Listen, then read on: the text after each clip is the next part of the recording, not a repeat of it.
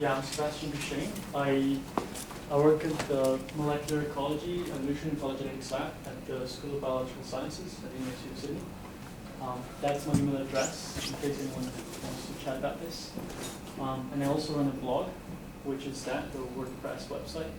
I don't update it very usually, but I'll upload all the code that I share here. So basically, I haven't used much survey analysis in my own research, but I do intend to, mostly for epidemiology.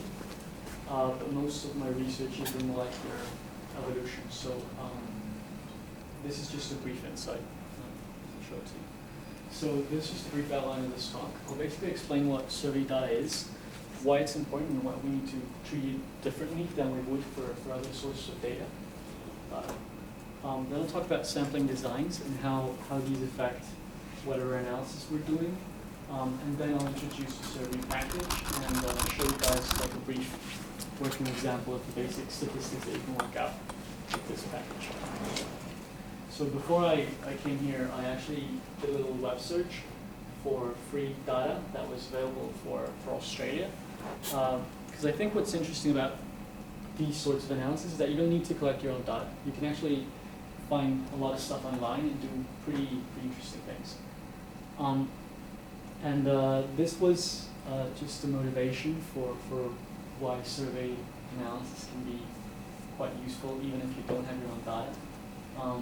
You might have seen this guy before. He's Nate Silver in the States. And he actually collected a lot of surveys and census data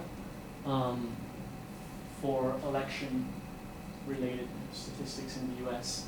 And then he just performed some really straightforward analysis and started predicting what the outcome of the presidential elections would be.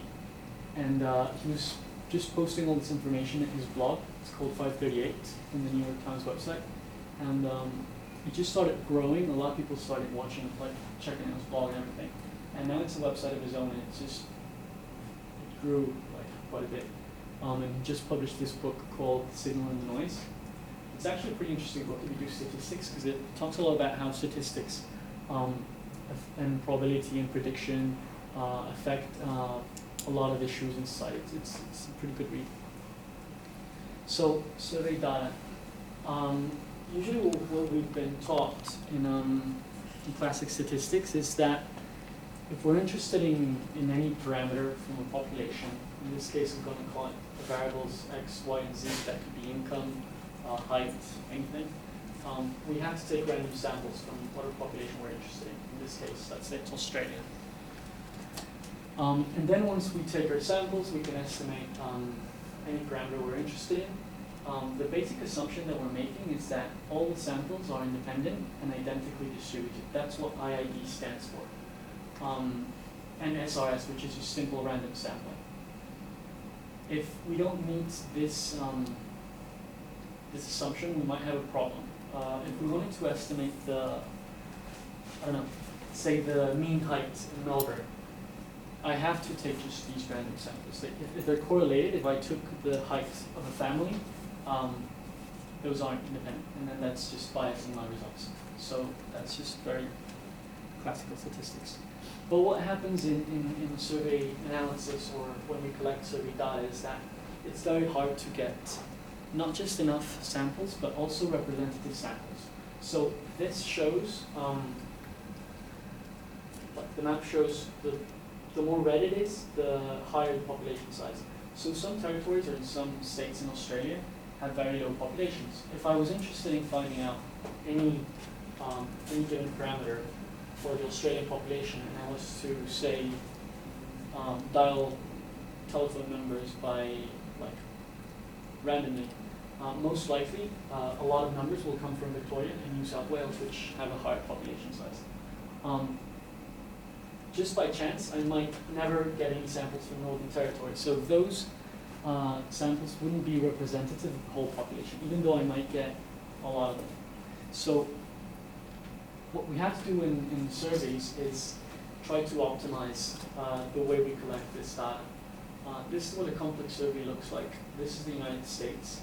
And what they would do is perhaps take some random samples from areas that were heavily had a large population, such as big cities, New York, Los Angeles, Miami, but in states that had very small populations or where the population was sparsely sparse, they would just go to a single town and sample everyone over there. So that brings us to a lot of different stages in the way we're taking our samples. And there's two important concepts here, PSU and SSU.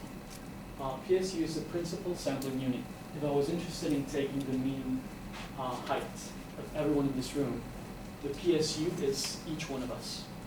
And the SSU in this case might be those that are sitting to the left or to the right. So those are just the different stages. That's just like part of the jargon that you would use. So this is just to illustrate what happens as we collect more samples. You've probably all seen this. The end shows population, sample size. So as we increase the sample size, we get a better estimation. These are just samples drawn from a standard normal distribution. And all I wanted to show is that, in fact, we just increase the sample size, we get a more precise and more accurate estimate of whatever parameter we're interested in. But what happens in the survey, so this is what it looks like. Our standard errors, that's the position, are always reduced when we increase our sample size. But remember that when we talk about survey analysis, we also want a representative sample, and that's not always easy to get. So we also have to take this into account when we do survey analysis. It's the finite population correction, and it's just a term that we include in the standard error estimate, which corrects for sampling without replacement. This is quite important when we analyze survey data, because I'm not always sampling with replacement. So that's just a statistical detail that we should keep in mind. So I mentioned that collecting data for survey analysis is not always easy, and we have to resort to sampling at different scales. One thing we can do is called clustering, whereas we might use random samples for New South Wales or Victoria because there's a big population. We might have to pick a few towns in Northern Territories and sample everyone over there. When we do that, that's called clustering. So we're selecting a random sample of locations and sampling every subject within that location. It's as if I took just the left side of this room and sampled everyone over there, just to ensure that I have samples from that side of the room, in this case. Now, the problem is that when we do this, we're actually losing precision. So the red line shows the standard error that we would get when we have a clustered analysis compared to an SRS, which is just a simple random sampling. And the reason why we lose precision when we do this is because the within cluster correlation is higher. If I took samples from a single town in the Northern Territory, most likely a lot of people there might be working in the same company. They might be ethnically similar. There's a lot of things that might be correlated. So these samples won't be independent. And that's causing this loss of information where we have higher standard errors. Another thing we might do is stratification. So if I wanted samples or I wanted to estimate anything from New South Wales or Victoria, which have large populations, I might also be interested in having samples from minorities. In the US, for example, they do this in the census for African Americans and Hispanics. So if I was to take a few samples from here, and most were the white squares, if I only took, say, 5 samples, most likely all of them would be only white squares. So I can deliberately just take a few of these red dots, and that will ensure that I have a more representative sample of the whole population. When we do that, we have a decrease in the standard error. So we're actually increasing precision.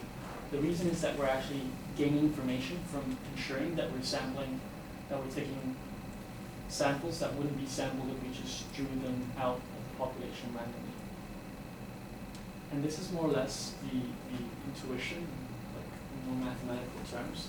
So if we looked at the difference between the variance of a parameter, assuming simple random sampling, compared to that when we have stratification, this is what it looks like. So the variance, assuming simple random sampling, is this total, minus the variance within the strata.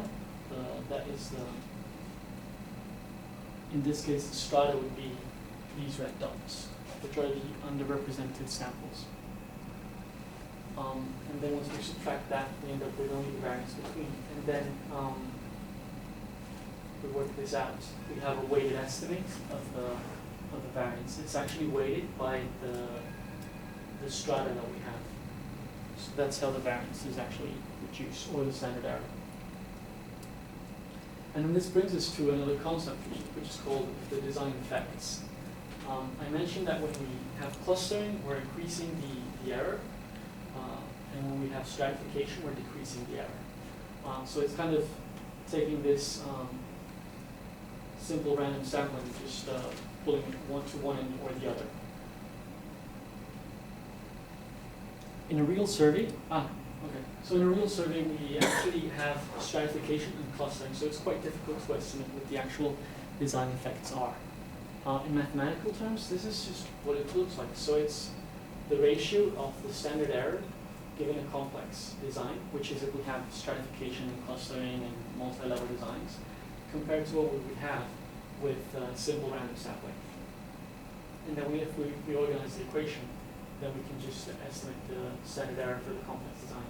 In fact, if you look up census data, you often find that they won't specify what the clustering and stratification is. They will just give you the design effects. So what you can do is use standard statistics to estimate the standard errors. That would be the standard error, assuming simple random sampling. You multiply it by the design effects, and then you get the real standard errors that you would obtain, taking into account the complex design. So here I just drew this dashed line, because sometimes when we're designing a sampling scheme, we want a certain amount of standard error. Perhaps above, I don't know, 0.04 is too much of an error, and we just want to keep it fairly low.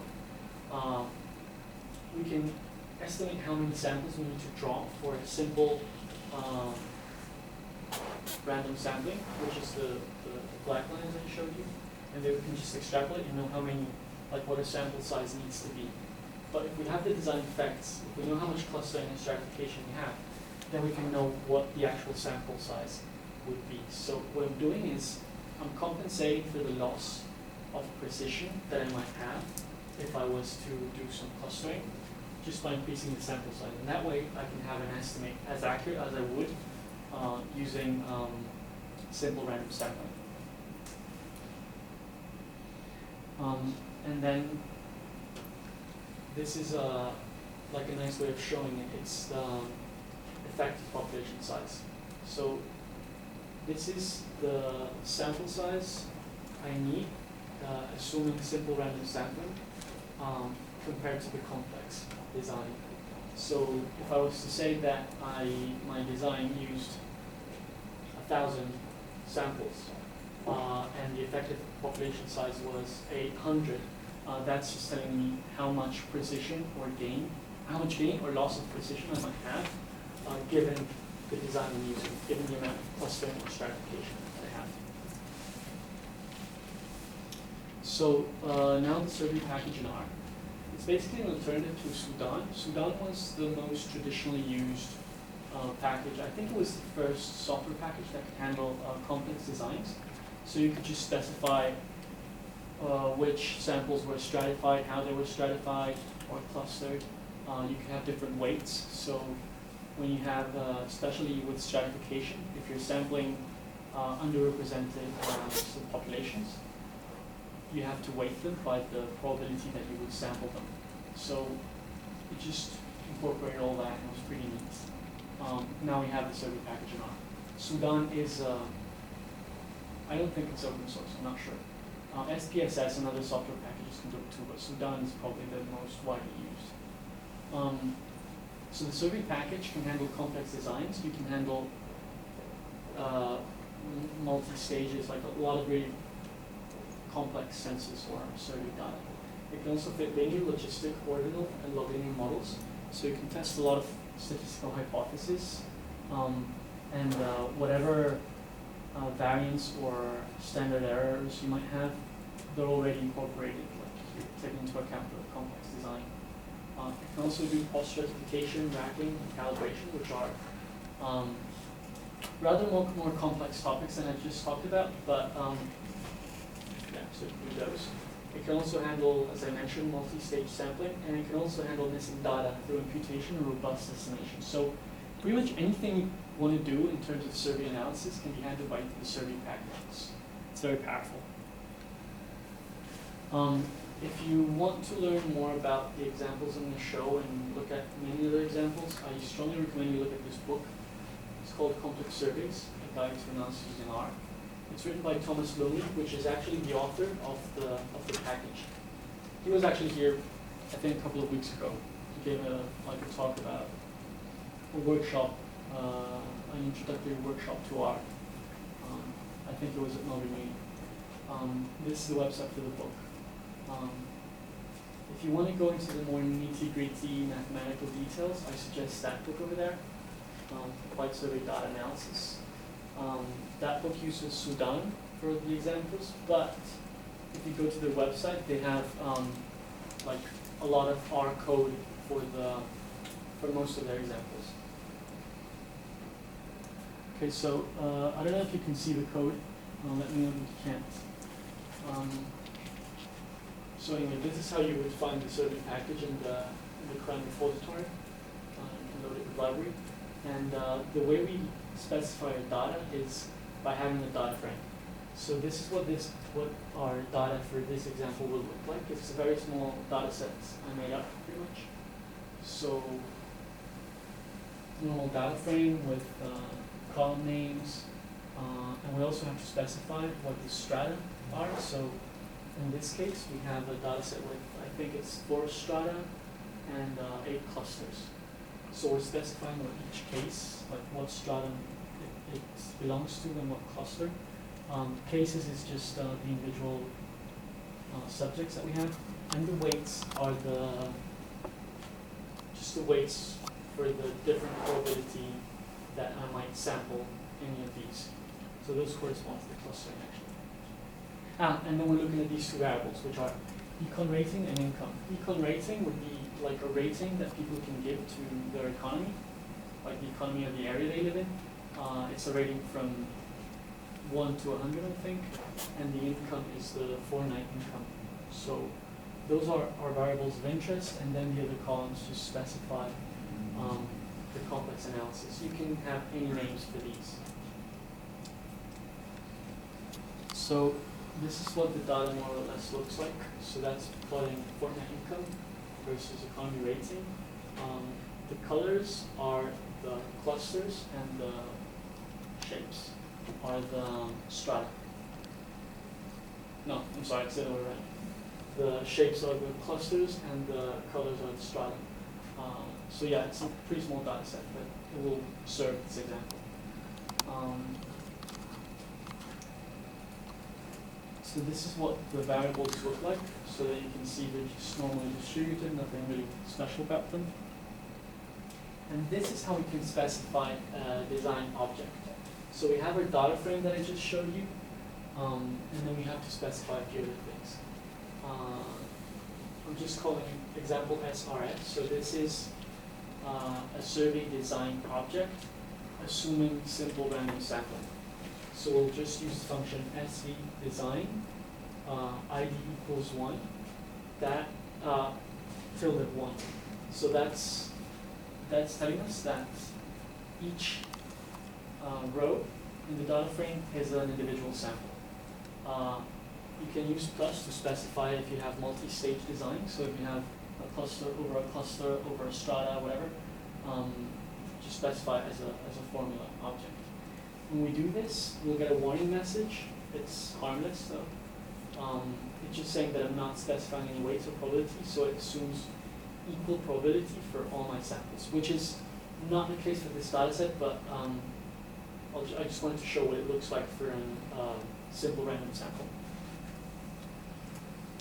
And then, so the class of the object is a survey design 2, and survey design object. I think they have the survey design too because they updated the software or something, I'm not sure. And if we looked at the structure of the survey design object, it's actually a list.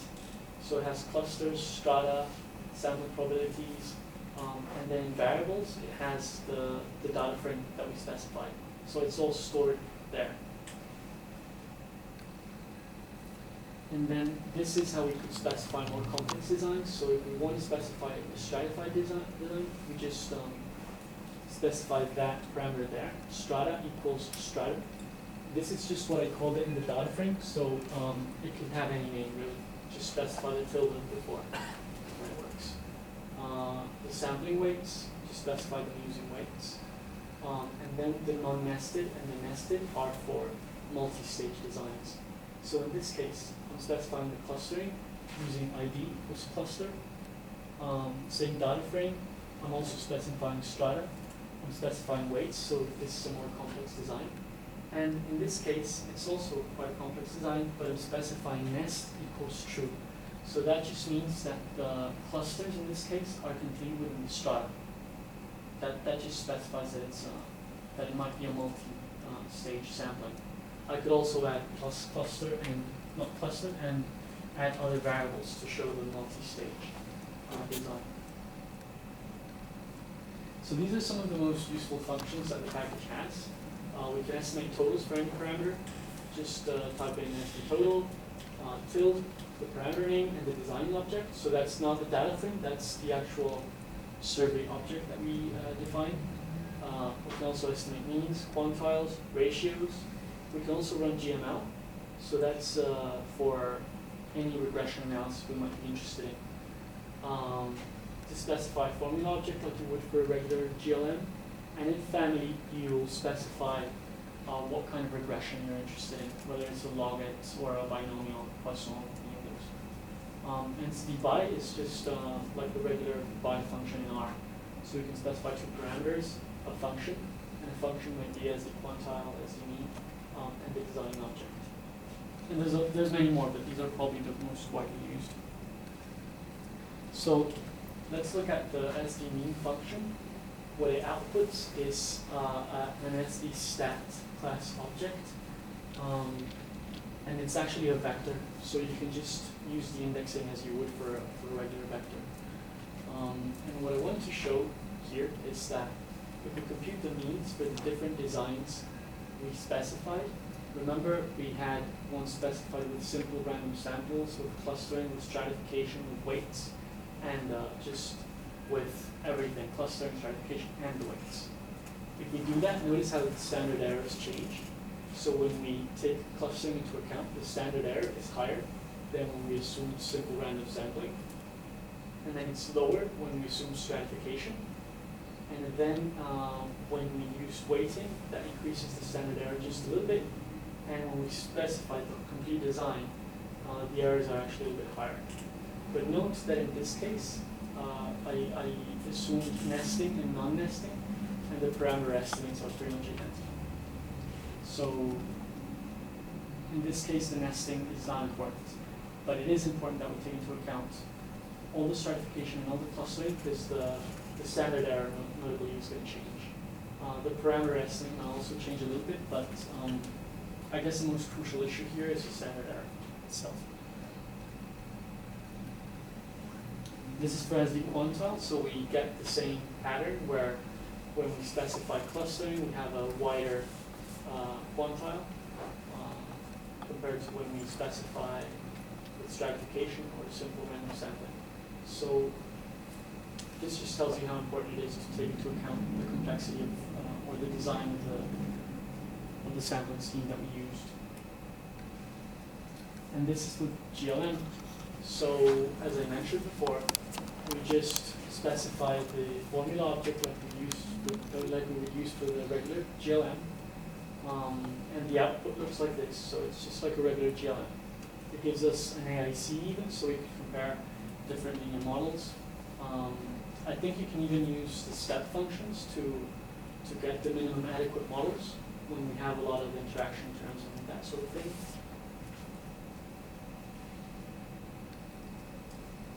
And then if we go for a summary, we'll get our p-values. Like it's pretty much standard. It doesn't have anything too special or too different from regular GLN functions, except that it will take into account the complex design.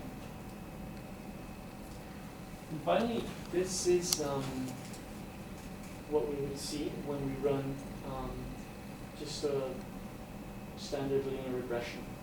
I told you that when we take into account clustering and stratification, we can more or less predict what the difference would be with the standard errors.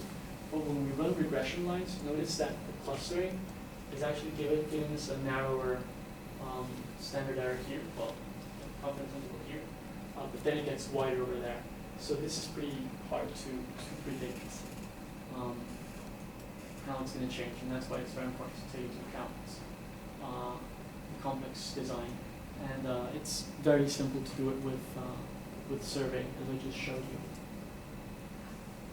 So finally, this website is by Thomas Lumley as well. It's very cool. It has all these examples showing you how to specify survey designs, how to use a lot of the methods that the package can do. And then this other book is actually very useful. It has a lot of the mathematical details of all of these. It doesn't have any examples in R, but yeah, it's pretty handy. That's it. Thank you.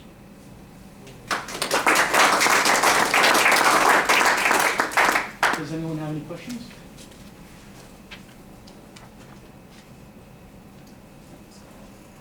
What sort of weights can you use? You can specify them as they have to add up to the population size. That's the issue. So in this example, these will add up to 32, which is the size of the number of rows, and that's just the sampling probability. So if I was sampling, I don't know, African Americans somewhere in the States, and I knew that there were only 30 in a population of 1,000, then the probability of sampling each one of them would be 0.3 or 30 out of 1,000 if I had no plot range. Anything else?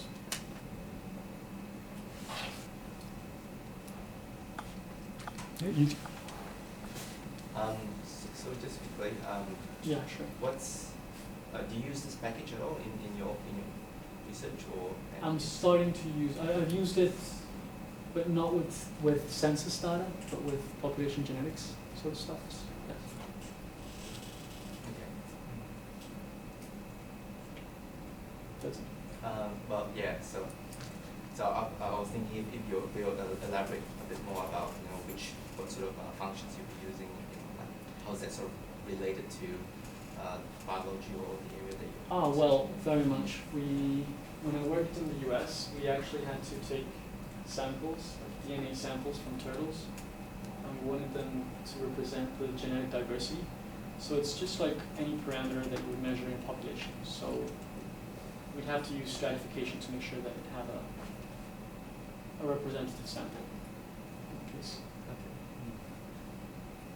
So also, you mentioned PSU. Can you repeat what does PSU stand Sure. for? I'll just make this bigger.